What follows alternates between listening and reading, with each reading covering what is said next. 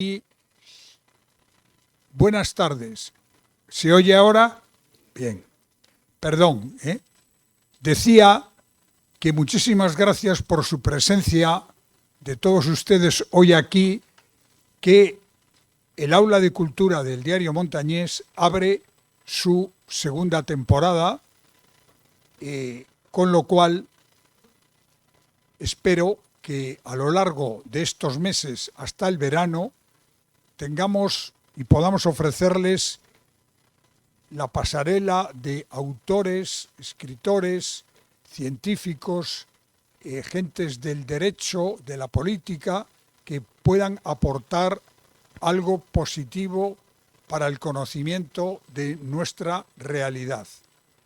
El Aula de Cultura está haciendo un esfuerzo por traer aquí a los mejores escritores, a los mejores científicos que sean capaces de divulgar y de aportar valor al Aula de Cultura y al Ateneo de Santander. Y además, para inaugurar segunda parte, segundo cuatrimestre, tenemos aquí un escritor ya de ustedes conocido, porque su primera novela, que fue un gran éxito, se presentó en este Ateneo y que le damos la bienvenida. Y ahora, sin más, porque lo importante va a ser la conversación entre Javier Menéndez Llamazares y el escritor, autor de esta gran novela, ahora, como digo, el presidente del Diario Montañés, don Luis Revenga, va a decir unas palabras.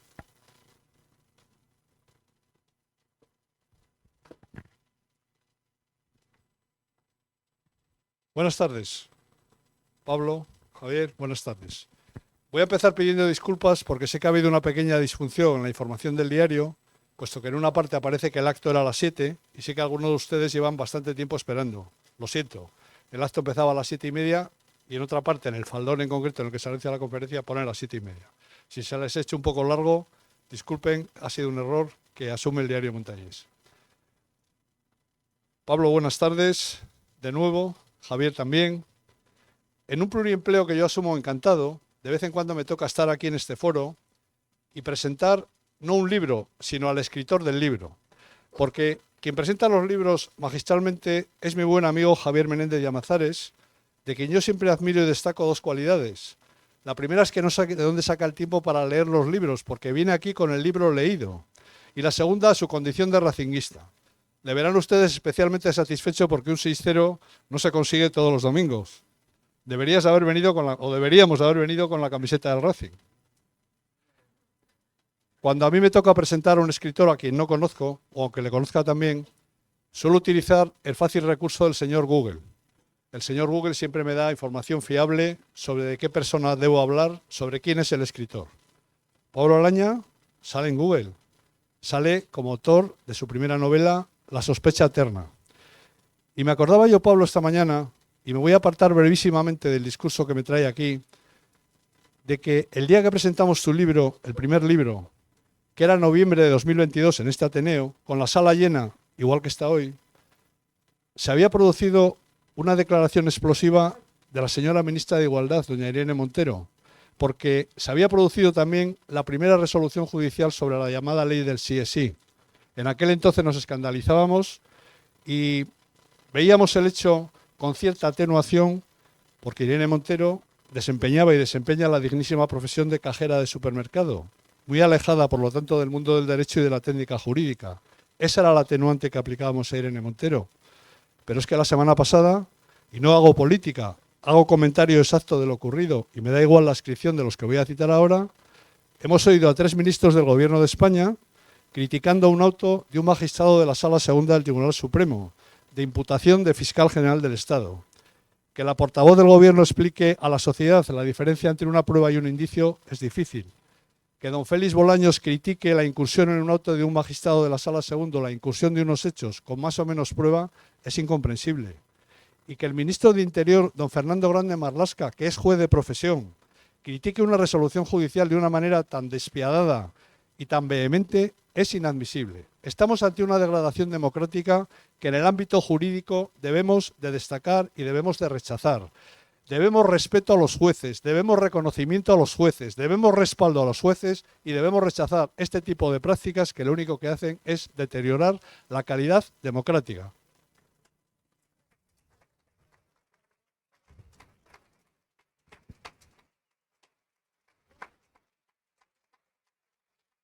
Estamos en la Casa de la Libertad de Expresión, no quiero molestar a nadie ni vengo a hacer política, insisto y repito. Pero como no poseo más que un viejo tambor, lo que hago es que me subo al tejado y lo toco. Sé que no me escuchan, pero por lo menos me quedo con la tranquilidad de haber protestado. Y además nos queda la palabra. Como bellamente escribió Blas de Otero, que no era precisamente un poeta con etiqueta de derechas. Y en la palabra sí que retomo la cuestión y sí que me refiero a la magnífica novela que ha escrito Pablo Alaña. Yo la he leído, he tenido esa suerte porque Pablo me la ha regalado hace días. Y puedo decir que es una novela que tiene el enorme mérito de haber construido una trama sencillamente admirable. Es una novela que se coge, se empieza por la hoja 1 y no es uno capaz de dejarla o de desengancharse del texto de la novela. La trama es de una gran calidad. La forma en que se escribe esa trama es también de una gran calidad. Es decir, que Pablo sigue en la línea de su primera novela, yo creo que la mejora en la segunda, y es una trama que no voy a desvelar porque sería imperdonable por mi parte que la desvelara, pero que está muy bien escrita, muy bien explicada y, como digo, es una novela que engancha. Pablo me decía que él escribe por la mañana, que madruga y escribe, y yo lo que quería era animarle a que siga madrugando, que sigas escribiendo y que sigas haciendo novelas como las que estás haciendo. En la última hoja de la novela, como se suele hacer, dedica un extenso capítulo de agradecimientos y quiero resaltar a tus padres que están por aquí, que aunque no les vea en este momento, y a Pilar, como personas más cercanas a ti. Enhorabuena a todos, enhorabuena también a Pablo. Y en lugar de agradecernos él a nosotros, o a ustedes, a los que figuran en esa lista de agradecimientos, su apoyo por la novela, queremos nosotros agradecerte a ti la labor que haces como abogado y sobre todo y también como escritor para que te animes y sigas haciéndolo porque lo haces muy bien. Muchas gracias, Pablo.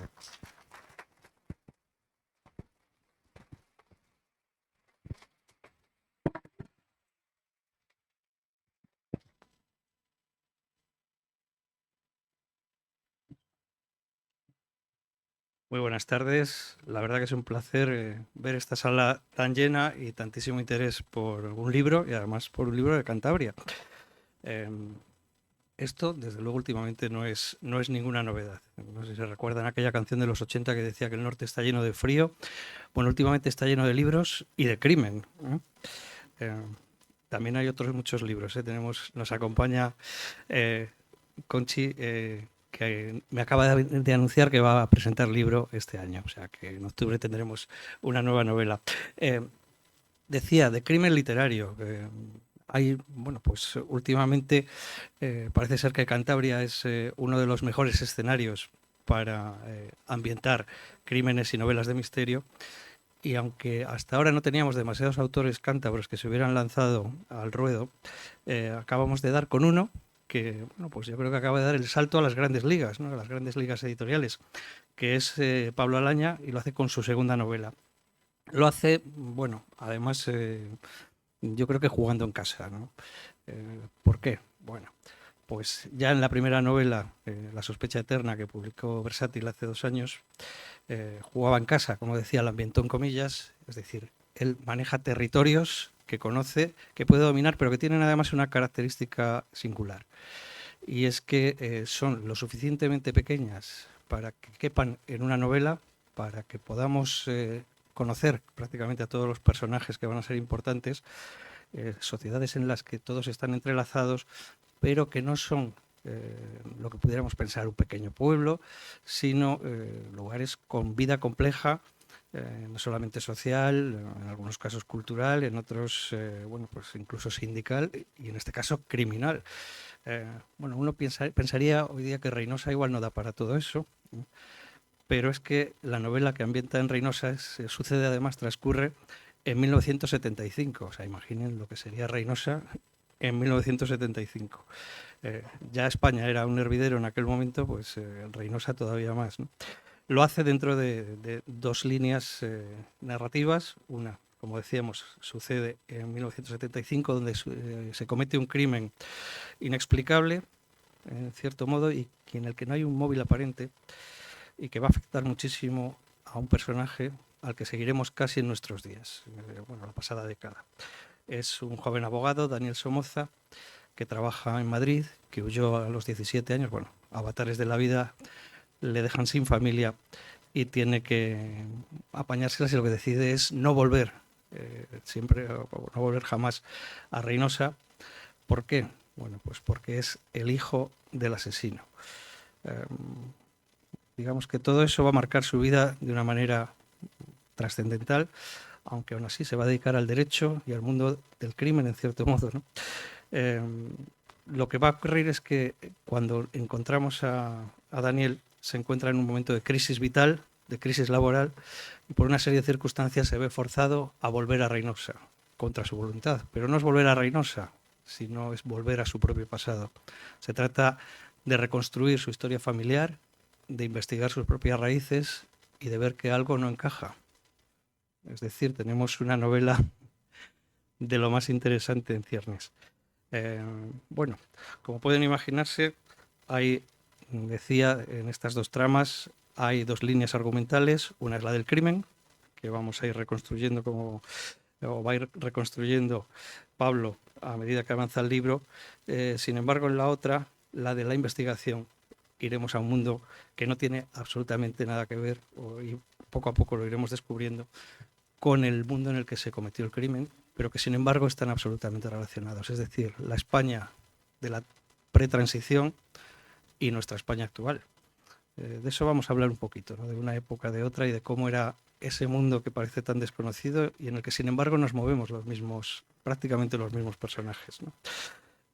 Bueno, como decía, yo creo que, como decía nuestro presidente, está muy bien escrita, utiliza un estilo directo y sobre todo, ya sé que la audiencia hoy es mayoritariamente jurídica, pero yo creo que la gran ventaja de este libro es que elude toda la terminología y la jerga jurídica. Es decir, no es una novela para abogados, sino que es una novela para lectores, incluso aunque sean abogados, yo creo, ¿no?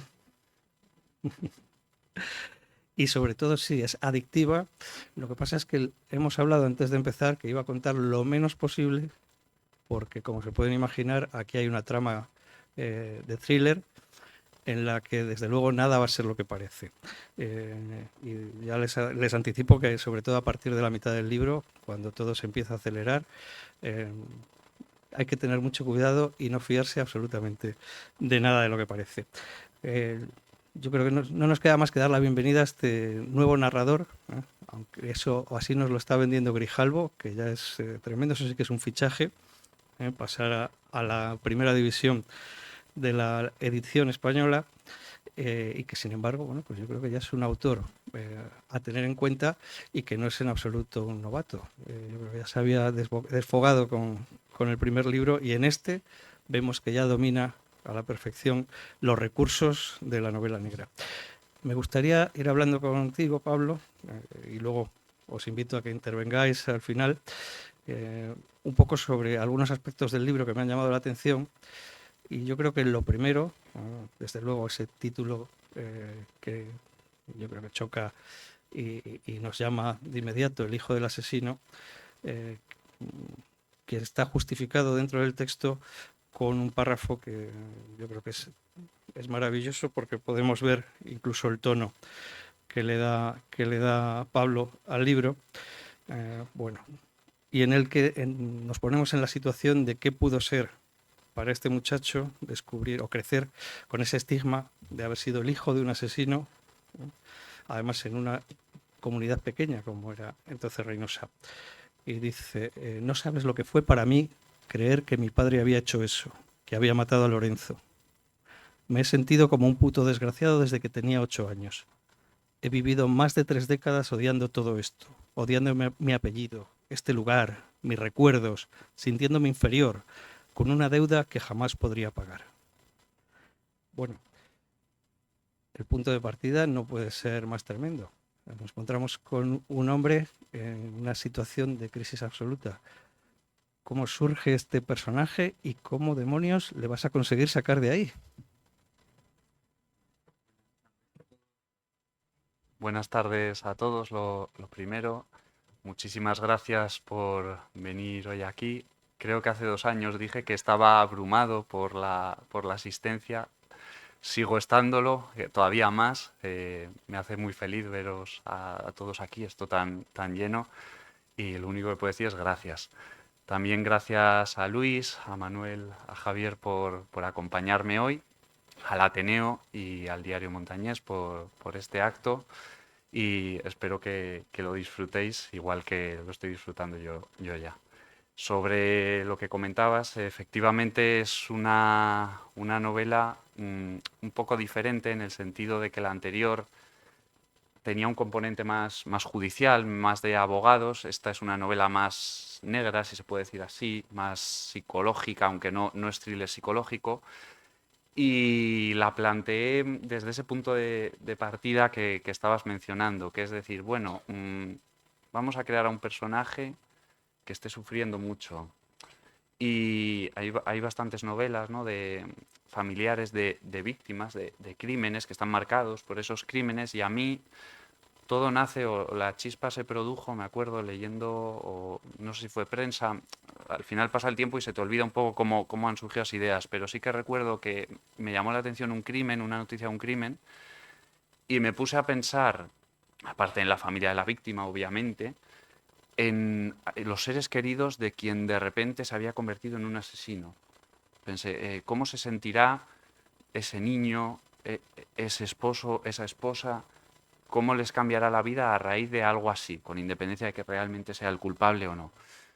Y ahí brotó una idea, la empecé a desarrollar y fui construyendo una trama pues, con giros, un poco de investigación orientada a eso, pero lo primordial, digamos, la raíz es ese sentimiento que tenía Daniel, que está resumido en esa frase, efectivamente, y, y que creo que es el punto de partida sin perjuicio de que luego cuando Daniel vuelve a su tierra empieza a investigar y se sumerge en su pasado.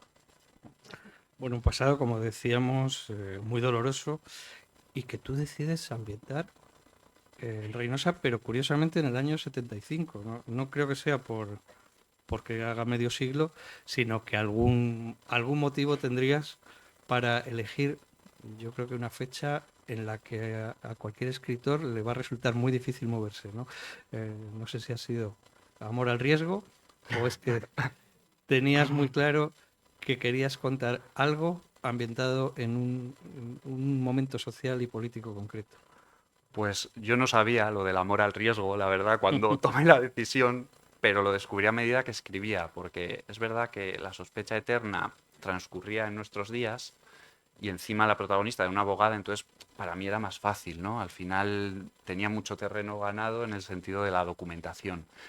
Aquí empecé creyendo que sabía de lo que hablaba y no sabía tanto. Tuve que volver atrás varias veces, preguntar más de una ocasión a personas. Lo tenía fácil en el sentido de que me lo podía contar gente que lo había vivido.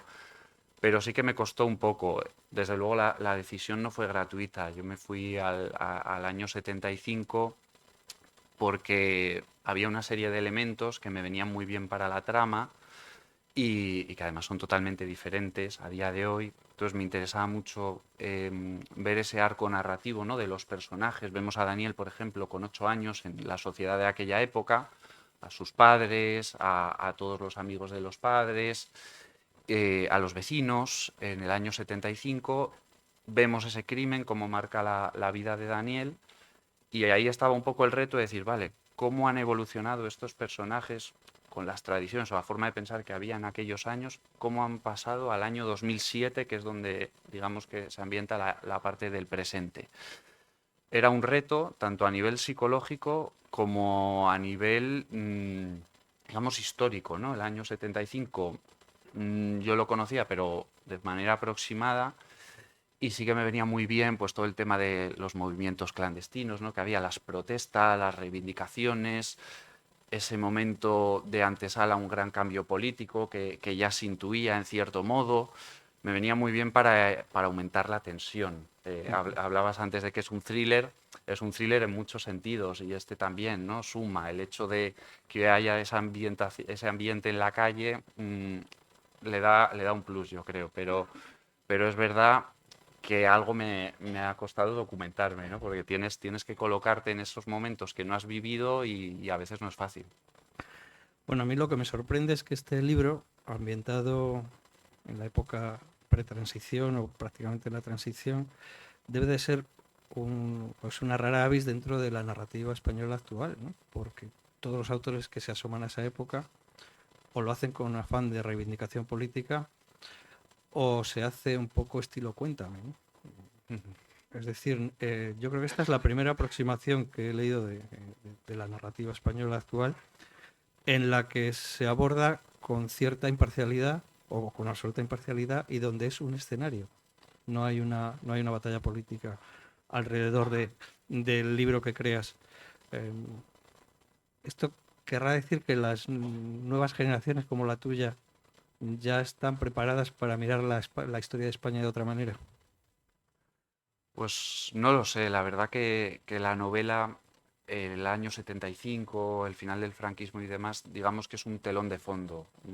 Está ahí, a mí me viene bien por una serie de elementos, pero no pretendo meterme en ello ni a nivel político ni de ninguna manera. Simplemente es una novela de misterio, de investigación, de un personaje que se enfrenta a su propio pasado.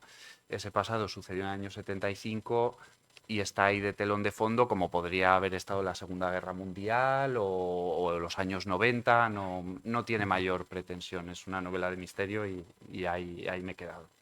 Pues me alegra muchísimo esa normalización, ¿no? Bueno, decía que no voy a desvelar demasiado del argumento, pero sí que podemos hablar un poquito de ese crimen que, bueno, pues cambia por completo la vida de ese muchacho de 8 años y sobre el que después se va a construir la novela. Se trata del asesinato de un empresario local. Bueno, igual va a ser mejor que lo cuentes tú, ¿no? ¿Quién era Lorenzo Orduña y qué fue lo que ocurrió en el 75? Bueno, en la anterior presentación hubo gente que me dijo que había estado sufriendo por si metíamos la pata o contábamos demasiado. Entonces, a ver cómo lo hacemos para Bueno, para entonces no estropear. ¿quién es el asesino? A ver. Exactamente. Hay quien piensa que el asesino es mi padre, porque en el cartel, en el cartel de la presentación que hizo la editorial sale el hijo del asesino y sale mi cara. Y entonces hay algún compañero de despacho que se reía con eso y me lo decía. Eh, Se me ha olvidado la pregunta con la... Me decías, que contara, vale, sí, Sí, sí, ¿quién de qué fue iba Lorenzo Orduña? de qué iba la novela, sí, de Lorenzo Orduña. Voy a contar un poco lo que pone en la sinopsis y así no nos metemos en problemas. Lorenzo Orduña es un empresario que se dedica sobre todo al sector del acero en Reynosa, que me ha venido muy bien, por ejemplo, la fábrica de La Naval, la conocida La Naval, que luego fue Astilleros Españoles y que sigue existiendo a día de hoy en Reynosa. Entonces Lorenzo Orduña es el propietario de la empresa proveedora de La Naval y el padre de Daniel trabaja en esa empresa. Entonces, lo que sucede es que el empresario Lorenzo Orduña aparece muerto una noche y el padre de Daniel es inmediatamente detenido y acusado de ese crimen. Como decíamos antes, es una sociedad pequeña. Daniel está, aunque tiene 8 años, vive en esa sociedad. Esto le afecta enormemente. Además, el padre de Daniel acaba confesando el crimen y luego se suicida. Entonces Daniel intenta lidiar con eso, su familia se ve señalada, él mismo se ve señalado y desplazado, y en cuanto tiene oportunidad se marcha de Reynosa, huye, intentando alejarse de ese crimen, hacer una vida nueva, sin acordarse de Reynosa, y trata de centrarse en su trabajo. Él se hace abogado, prospera profesionalmente, de hecho triunfa en la abogacía. Cuando empezamos la novela le vemos un abogado que trabaja en un despacho de prestigio de Madrid, pero bueno, el éxito profesional no siempre va de la mano del éxito personal, que también es algo que quería reflejar en la novela. Él se ha quedado, aunque no lo quiera, se ha quedado encallado en aquel año 75, aquel verano del 75, y llega un punto en que eso le afecta personalmente, comete una serie de errores y su vida se derrumba por segunda vez. Se da cuenta de que no tiene a qué aferrarse y decide volver a Reynosa. Y cuando vuelve a Reynosa, donde le queda una pequeña parte de su familia, él descubre algo inexplicable, algo que no cuadra aparentemente con lo que él creía que pasó en aquel verano del 75, y se empieza a hacer preguntas. Y la principal es, ¿y si yo no fui el hijo, yo no soy el hijo de un asesino? Y ahí empezamos a indagar sobre el crimen, sobre las circunstancias en que se produjo, y la novela utiliza esas dos líneas temporales que comentabas. Estamos en el año 2007 con Daniel, pero a través de flashbacks o vueltas al pasado continuas vemos lo que pasó justo antes del crimen y justo después. Y ahí pues se trata de armar el puzzle y que el lector pues vaya de la mano de Daniel hasta llegar a descubrir la verdad de lo que pasó ese verano. Bueno, como decías, hay vueltas y muchas vueltas. Se trata, dice la editorial, de una novela negra, pero con espíritu de thriller. Es decir, no das tregua, ¿no? Porque la acción has querido que vaya muy deprisa, pero luego todo lo que sucede alrededor es trepidante, sobre todo cómo de repente uno se da cuenta de que lo que ocurría en 1975, que pensamos que medio siglo después no tiene apenas importancia, sí que sigue siendo fundamental en la vida de los personajes casi medio siglo más tarde, ¿no? Es decir, que es imposible huir del pasado, según uno deduce leyendo tu libro, ¿no? Sí, la novela de hecho trata de eso, ¿no? De cómo Daniel ha intentado toda su vida huir de ese pasado para él traumático, que curiosamente no es su pasado directamente, sino el de su familia, el de su padre, que le ha afectado a él. Y ha intentado desprenderse de él, y lo que no ha comprendido es que el pasado lo tendría que haber aceptado, igual que por ejemplo hizo su hermano. Daniel fue incapaz, tiene una relación tormentosa con ese pasado, y los hechos le acaban poniendo de frente, le acaban obligando a enfrentarse a esa situación y averiguar lo que pasó y tener que asumirlo, tener que asumirlo. Entonces sí, esos sucesos que se produjeron 32 años antes están muy lejanos, pero a la vez están muy cerca porque no le dejan avanzar. Y incluso cuando él vuelve, pues se percata, como él intuía, de que no todo está olvidado, pero es verdad que a veces en algunos pasajes de la novela se ve que a veces él es su peor enemigo, porque lo está reviviendo y se lo dice un amigo. No vuelves a Reynosa, pero lo estás reviviendo una y otra vez, por lo cual tampoco es una solución lo que estás haciendo. Bueno, pero de hecho cuando vuelve a Reynosa sí que hay quien le recuerda o digamos que le reprocha, ¿no? Le pide que se vaya, etcétera. Es decir, la presión social excluye el perdón, ¿no?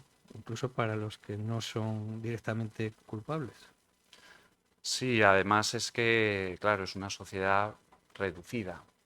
Por eso también está escogido Reynosa, ¿no? Aparte de por el clima y todo el ambiente industrial que había, en una sociedad más pequeña, lógicamente, las cosas no son tan fáciles de olvidar o de no enterarse como en una gran ciudad o en otro país.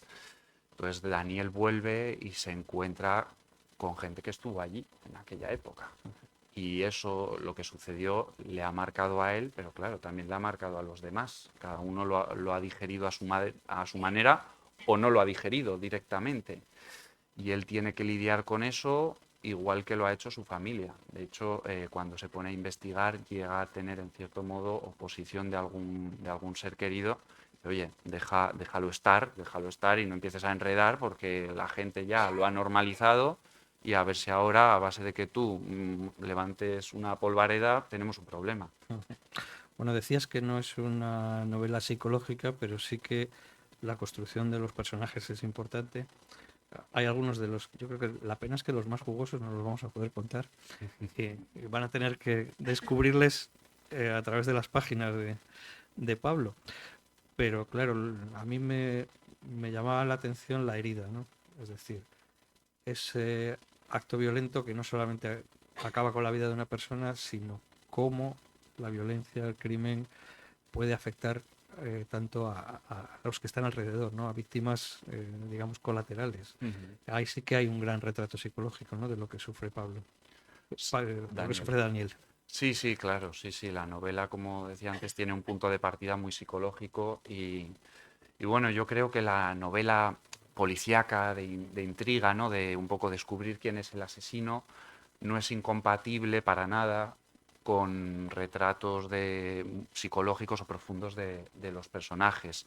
Y es lo que he tratado de hacer. Un personaje pues con sus luces y sus sombras, con contradicciones a veces, impulsivo, vulnerable, porque Daniel es vulnerable en el fondo. Y, y todo eso se refleja en la novela, y no solo en Daniel, en toda la comunidad, ¿no? La idea era, desde el punto de vista psicológico y de ese crimen, reflejar, hacer un retrato social, un retrato de toda la comunidad, con sus miedos, sus anhelos, sus rencores, sus temores también. En cuanto él vuelve, afloran esos temores de qué hace este aquí, por qué empieza a preguntar, por qué recuerda estas cosas, a ver si va a provocar un problema. Entonces se trata un poco de combinar ese thriller, lo que comentabas, de pasar páginas, de leer, de querer averiguar qué sucede, los giros, y a la vez vivir ese dolor con Daniel y padecer con él y ver cómo se enfrenta a la verdad sobre su propia historia. Lo que sí me imagino es que al investigar cómo era la España de aquel momento, del 75, habrás encontrado muchas cosas que nos chocan, algunas aparecen en el libro, eh, y que realmente era una sociedad muy diferente a la nuestra, ¿no? Entre comillas. Era una sociedad diferente, por ejemplo, en las normas. Yo creo que cuando empiezas a leer cómo tratan a los detenidos, algunas cosas que se podían y no se podían hacer, parece que estemos en planetas diferentes, ¿no? Y solo han pasado 3 décadas. Sí, sí, eso de hecho las pocas personas que de momento lo han leído, ¿no? Porque sale hoy, me comentaban eso, que observan que les ha gustado el contraste que hay en lo que se narra en el año 75, en cómo se relaciona, por ejemplo, Daniel con sus padres o su abuela o la Guardia Civil con los detenidos, a lo que sucede en el año 2007. Claro, pues decía que había intentado hacer un retrato social, y ese retrato también está en esas escenas, ¿no? En decir, bueno, vamos a analizar cómo ha evolucionado la sociedad respecto a ese año 75, 32 años, que son muchos, 32 años son muchos, y ese era el reto. Y claro, para mí fue complicado, la verdad, lo tengo que confesar, porque oye, a veces asumes que lo que tú has vivido ha sido siempre así. Y cuando te pones a escribir te das cuenta de que no, que a veces también me ha ayudado gente que lo ha leído, ¿no? Oye, oye, a ver, has puesto esto y esto no era exactamente así, revísalo o piensa un poco. Me ha sido mucha ayuda, pues eso, gente sobre todo que vivía en Reynosa en aquella época. De hecho, ahora si te das un paseo por Reynosa, que lo comentabas hace un momento, para empezar, la población no tiene nada que ver, ¿no? Ahora pues te encuentras una Reynosa un poco más sombría que lo que supongo que sería en el año 75, con la población que había, que era casi 14.000 habitantes, me parece. Y ahora estamos hablando de unos 9.000, o sea que la 14.000 y con mucho dinero, ¿no? En aquel momento. Sí, sí, de hecho, el año 75 también lo escojo por eso. Reynosa había ido hacia arriba con la naval, había sido, bueno, un boom. Y en el año 73 se produce la crisis del petróleo, la famosa crisis del petróleo. Y en el 75 es cuando empieza la cosa a cambiar un poco, ¿no? Y que acabará culminando pues, en los famosos sucesos de Reynosa del 87, que no están mencionados en la novela, pero bueno, que es una trayectoria que se inicia más o menos en aquella época. Bueno, lógicamente Daniel se había marchado, ¿no? En aquel Sí, momento. se había marchado. Ya no estaba. De cómo retratas esa época del final de la dictadura, me llamó mucho la atención una escena en la que el padre de Daniel está detenido. Él pide que hagan una pequeña, que se salten las normas, y en aquel momento le dicen que no, que es imposible. Yo creo que eso choca, contrasta un poco con lo que pensamos que es una dictadura donde el que manda hace lo que le da la gana y casi es como absolutamente contrario, ¿no? A la visión que tenemos. Igual es ahora más sencillo saltarse las normas que antes, que ha cambiado. En eso sí que hemos cambiado, ¿no? Sí, no lo sé. Bueno, en ese capítulo del que hablas también a ellos les interesa, ¿no? Por Ujú. ciertas cosas ser muy rigurosos. No lo sé. Yo tiendo a creer como abogado, ¿no? Que las normas se respetan, que la legislación, imagínate que dijese aquí, pues sí, nos saltamos las normas todos los días. Me abren expediente. O sea que hay que hacerlo sin decirlo. Como... No, no, no. Ni decirlo ni hacerlo. No. En ese capítulo es por eso, pero la sociedad ha evolucionado, efectivamente, como todo. Sí, bueno, de todos modos ahí sí que se notan unas leyes garantistas como las que tenemos ahora, de unas Ujú. leyes en las que casi es al revés, ¿no? Que si la acusación ya presupone Ujú. una culpabilidad. Sí, de hecho, ahí hay un pasaje que era un poco en la línea que te decía, de que yo daba las cosas por supuestas y luego te paras a pensar y dices, a ver, en ese pasaje yo me planteé una especie de lo que ahora se conoce como vis a vis, ¿no? Una reunión, la Guardia Civil no está y ya está. Y de repente dije, a ver, igual en el año 75 esto no era así. Ujú. Y efectivamente no era así. Me estudié la normativa de aquella época y vi que eso no estaba inventado, por decirlo así. Tenías al guardia civil al lado mirándote a ver qué decías. Entonces, ha sido interesante en ese sentido también, que escribir me gusta, pero la parte de investigación también es muy bonita y aprendes cosas, sobre todo cuando te planteas novelas que se salen un poco de lo que tú conoces. Bueno, hablamos de asesinos, hablamos de juicios, pero hay más cosas, ¿no? Hay algo que no ha cambiado, ¿no? Y es el amor, ¿no? Que curiosamente también aparece en este libro, ¿no? Ujú. Sí, es un libro que trata de retratar lo que decía toda la sociedad, un poco esos anhelos, esas pasiones, esos miedos, y están también lo intentaba en La sospecha eterna, ¿no? Condensar en unas cuantas páginas todo tipo de personajes y todo tipo de emociones. Y hay de todo y el lector se va a encontrar efectivamente de todo a la hora de leer la novela y bueno, se trata de eso, de disfrutar con la lectura, pero a la vez intentar profundizar en aquellos años y en los dos. Bueno, llevamos desde el principio hablando de tu fichaje, que la verdad que es algo espectacular, ¿no? Comenzaste en una editorial pequeña, pero con premio, eso sí, bueno, pues es empezar con muy buen pie, pero no suele ser habitual, ¿no? Llegar tan rápido desde, bueno, pues la edición de a pie, como les decía, por ejemplo, tenemos a Conchi Revuelta que también consiguió llegar a tu mismo grupo Sí, editorial después de dos o tres novelas. Es la segunda. también. Sí, sí. Bueno, pues dos casos singulares, ¿no? ¿Has notado algún cambio? Porque normalmente lo que suele decirse es que las grandes editoriales no tienen esa cercanía con la que, bueno, pues se supone que cuentas en una pequeña editorial, que estás directamente tratando con el editor, pero bueno, en este caso, al parecer ha sido completamente diferente, ¿no? ¿Cómo ha sido la historia de este fichaje por Grijalbo? Bueno, pues ha sido nada, toda una ilusión, la verdad. Estaba muy contento por lo del premio, como comentabas, con Versátil, anterior editorial también. Yo nunca me imaginé, y creo que lo dije en la anterior presentación, nunca me imaginé ni ganar el premio, ni estar editado. No sé, quizá porque te preparas, ¿no? Un poco, dices, bueno, Ujú. yo doy por hecho que esto es muy difícil y me pongo a escribir porque me gusta y a ver qué pasa. Salí ganador del premio, se editó la novela, fue muy bien también en parte por mucha de esta gente de los oyentes que estáis hoy aquí Y que les ha debido de gustar porque que son han vuelto, que reincidentes. han vuelto. Sí. Y nada, pues un día pues se produjo la llamada, el fichaje y muy contento y vamos, la cercanía es Bueno, pero total y eso estoy no suele muy... pasar así, ¿no? No te suele venir un editor. Lo habitual suele ser que vaya el autor que busque un agente, etcétera. Sin embargo, en tu caso, bueno, pues Tony Hill, que creo que es el editor, descubrió tu primer libro y se puso en contacto contigo. Sí, bueno, una oportunidad que surgió y yo encantado de aprovecharla y muy contento. De hecho, el libro creo que ha quedado estupendo, tanto lo que es la narración como el título y la portada. Yo estoy muy contento, creo que llama mucho la atención y vamos, creo que en las mejores manos para llegar a los lectores. Luego ya es cuestión de que los lectores juzguéis qué tal está la historia.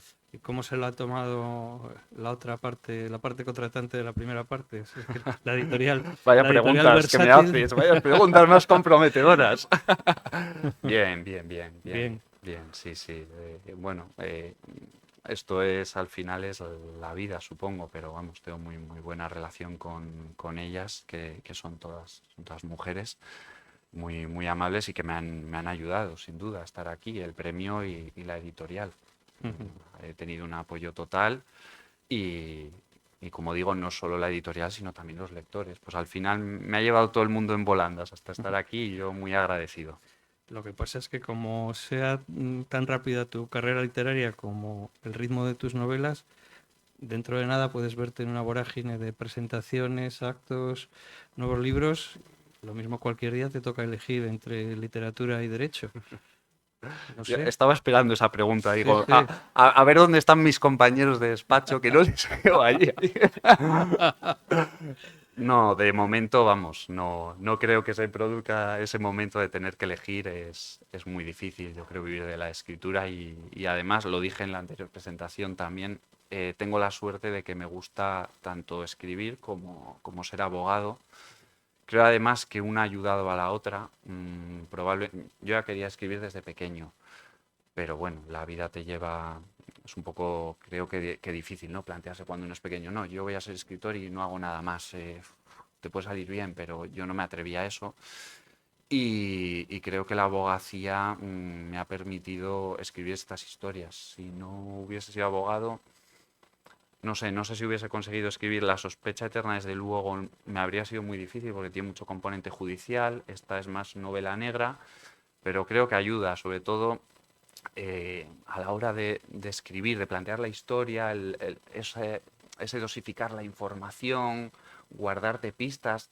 En el fondo es lo que hacemos en los juicios, ¿no? Tú redactas la demanda, ¿cómo la redactas? Como mejor queda para que sea leída, para que el juez se la lea y diga, bueno, esto está muy bien, pero tú también estás pensando en el contrario y dices, me voy a guardar esto y luego lo saco a última hora y meto un giro. No es tan diferente, el lenguaje sí, el lenguaje sí. Esto sí que es talento literario. O sea, le entran ganas de ir a un juicio a ver si es como la novela con giros y.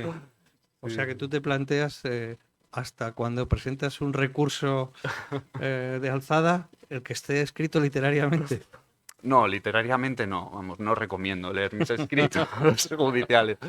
No, a la hora de escribir una novela, hombre, hago un ejercicio de ser literario y utilizar otro estilo, porque si esta novela estuviese escrita como escribimos los recursos, no la leería nadie, o sea, nadie.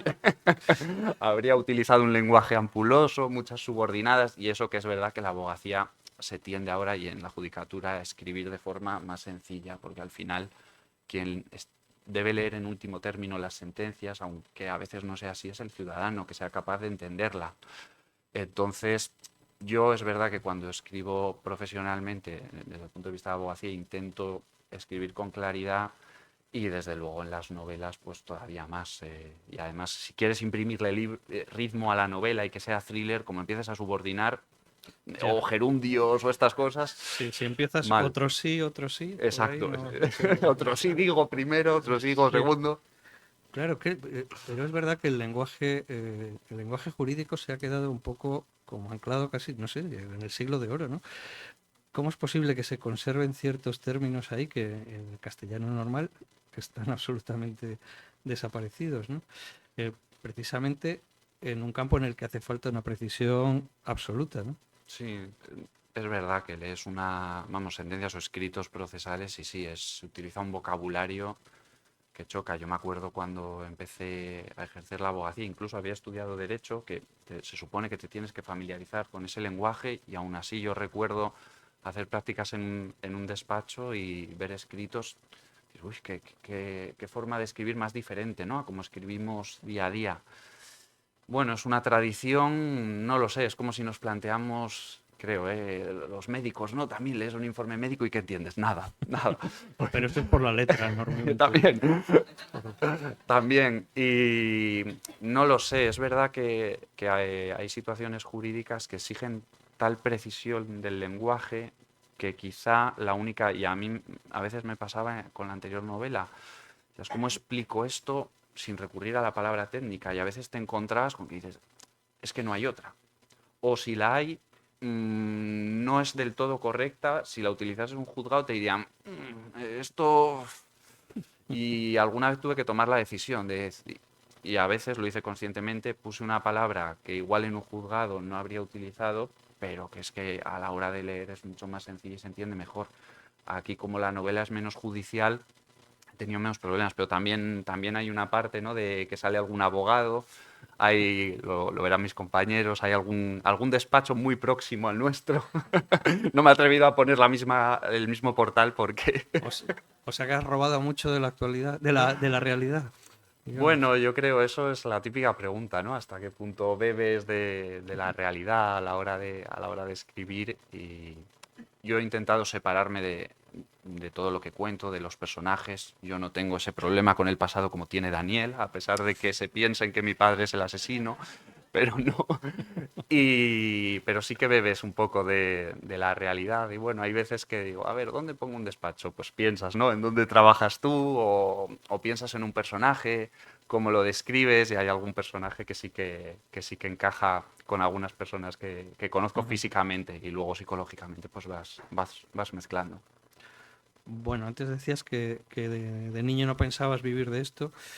Creo que hay por ahí, en el Instituto de las Llamas, alguna entrevista contigo donde se cuenta algo muy distinto, como que ya ganabas premios literarios en el instituto, ¿eh? Pero eh, realmente en aquel momento decidiste dedicarte a la abogacía, ¿no? Y es algo que han hecho muchísimos escritores, por ejemplo, Luis Mateo Díaz, que fue premio Cervantes, o Enrique Álvarez aquí en Santander, ¿no? También hay mucho escritor que es médico, hemos tenido aquí muchos, ¿no? Pero parece que hay, no sé, como una cierta relación, ¿no?, entre escritores que provienen del mundo del derecho y que curiosamente pues siempre os da por la novela negra, ¿no? Por ejemplo, Bernard Sling, que fue el autor del Lector, ¿no?, esa célebre novela austríaca.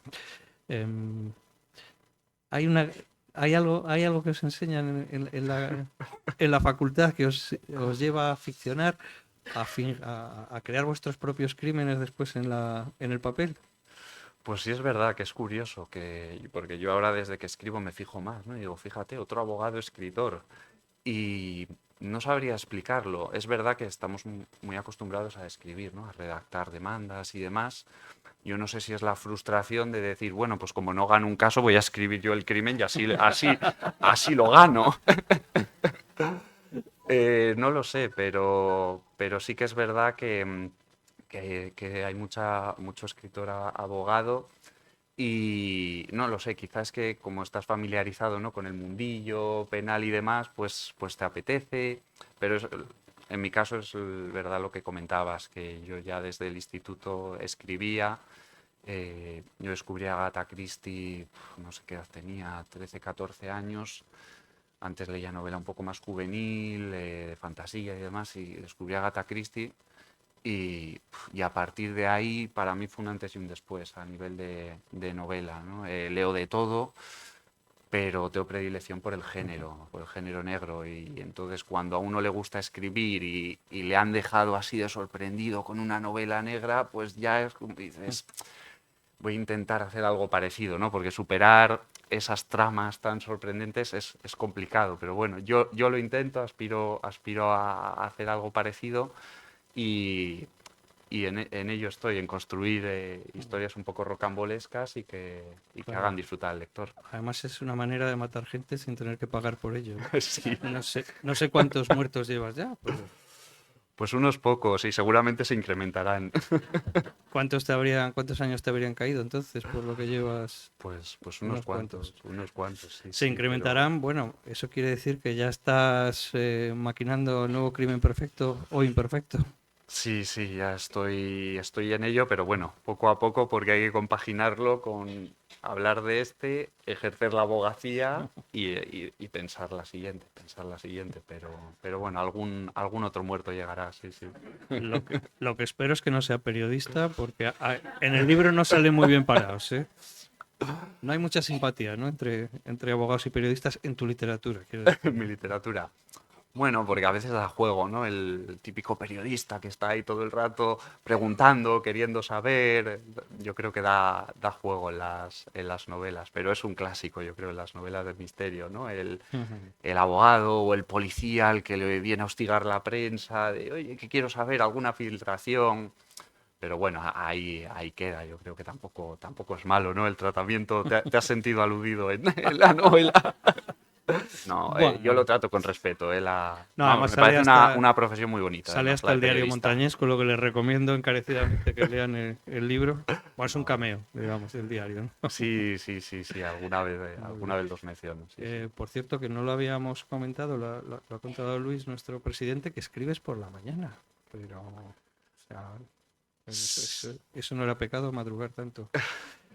Pues bueno, ha sido un hábito recientemente adquirido con esta novela realmente. La otra la escribí pues de forma más discontinua, ¿no? En ratos libres, un poco como hobby. Y lo hacía cuando podía. Y mientras lo hacía descubrí que era difícil escribir una novela cuando uno no tiene una continuidad, ¿no? Es algo parecido, para quien no escriba, es algo parecido a leer un libro, parar 2 semanas y volver a ese libro. Te acuerdas de las cosas, pero no te acuerdas igual de bien. Entonces, si estás montando un puzzle complicado, estás intentando profundizar en los personajes, estás intentando imprimirle ritmo y vuelves 2 semanas después a ello, o una, o incluso 3 días después, a mí me costaba, tenía que retroceder, a veces se me colaba alguna incoherencia, que luego en la revisión la subsanas, ¿no? Y cuando acabé La sospecha eterna y decidí intentar escribir pues con regularidad, ¿no? Y tener lo antes posible una nueva historia, pensé, vale, ¿yo cómo hago esto sin dejar la abogacía? Y bueno, pues pensé, y hay gente que escribe por las noches, a mí me resulta imposible. O algunos días me resulta posible cuando la jornada ha sido más o menos tranquila, pero estos días que tienes un juicio largo, que te entran muchas cosas, llegaba muy cansado. Y entonces ya dices, bueno, ya mañana. Y mañana dices, ya mañana. Y no, y así no es posible escribir. Y entonces pues dije, mira, yo nunca he sido madrugador, pero ahora sí lo soy. No queda otro remedio. Y me levanto muy pronto, escribo un ratito, que de hecho el lector se va a encontrar con capítulos muy, muy cortos. Hay capítulos, 2 páginas, 3. Ese soy yo por la mañana, un lunes, diciendo, Pablo, acábalo y vete a trabajar ya con la sensación de que has hecho el trabajo. Entonces, claro, yo si acabo el capítulo digo, ojo, qué bien que he escrito un capítulo. Cambio si pienso, he escrito 3 páginas, pero no he acabado el capítulo, la satisfacción es mucho menor. Entonces, en parte, responde a la trama, ¿no? Es una broma, pero en el fondo algo de verdad hay, de decir, oye, vete al grano, Pablo, no te enrolles. Y ese es el sistema. Bueno, pues como ven, se trata de una novela robada al sueño, ¿eh? De Pablo Alaña. Aquí tenemos sus sueños. Bueno, yo creo que ya te he interrogado suficiente, pero tenemos más fiscales y bueno, es vuestro turno. Os recomiendo que aprovechéis porque le tenemos bajo juramento, así que tiene que decir la verdad, toda la verdad Como y nada testigo. más que la verdad. Sí, por favor.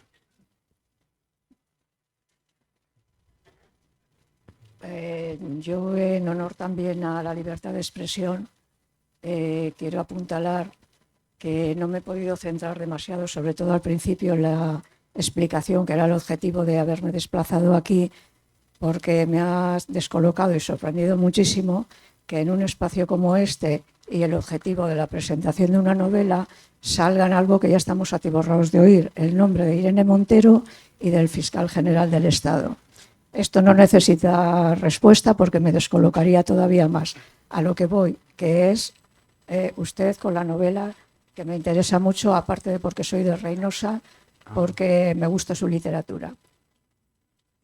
La pregunta a usted dirigida sería, ¿le costó mucho situar en los espacios donde se narra la novela el Reynosa de antes y el Reynosa de ahora en cuanto a espacios, casas, plazas, lugares, edificios? Eso una. Y otra, ¿quedan todavía personajes por entrevistar en Reynosa de aquellas luchas laborales, de derechos y tal, como para poder argumentar? Y, en fin, si eso ha sido difícil, porque ya no queda gente, a lo mejor ha tenido que entrevistar a los hijos de esas personas, y estos son, me interesan las respuestas a esto. Gracias. Gracias por la pregunta. Sí, a la primera pregunta, la ventaja ha sido ambientar la novela en Cantabria, ¿no? Que de eso hemos hablado hace un momento. Claro, uno puede ambientar la novela en Estados Unidos, que está muy bien y hay muy buenas novelas ambientadas en extranjero, pero entraña una dificultad adicional, ¿no? Que es o utilizas Google Maps o algo así, o medio te lo tienes que inventar todo, salvo que hayas vivido allí o hayas viajado mucho.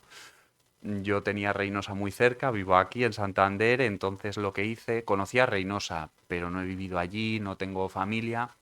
Entonces lo que hice fue, antes de empezar a escribir, viajé allí y me pasé una mañana entera. De hecho, Daniel vive en la avenida La Naval, que descubrí, yo no lo sabía, descubrí que era un barrio obrero que se había construido con ocasión de La Naval, ¿no? De la fábrica La Naval. Muchos obreros que fueron a Reynosa, incluso procedentes de otros lugares, como es el caso del padre de Daniel, que viene de León, y, lo descubrí casi por casualidad. Fui allí con mi pareja, que la vuelvo loca, y digo, bueno, vamos a explorar. Y en vez de ir a ver cosas bonitas, monumentos, yo callejeo y buscaba un barrio pues que encajara con la familia de Daniel. Y así descubrí la Naval, la avenida, la fábrica, ¿no? Donde está emplazada, en el polígono industrial. Entonces, es muy útil para construir este tipo de novelas, pues tener los lugares cerca. Y sí que tuve que hacer una investigación sobre edificios antiguos, que también me preocupaba. Tuve la suerte de que una persona pues, que conoce a mi padre en concreto se enteró de que estaba escribiendo sobre Reynosa y muy gentilmente le regaló un libro. Le dijo, toma, un libro que escribió un señor sobre edificios históricos en Reynosa. Y eso me vino fenomenal, porque cuando tenía dudas de si ese edificio existía en aquella época, me leía, digamos, la reseña de ese edificio y ya comprobaba que existía.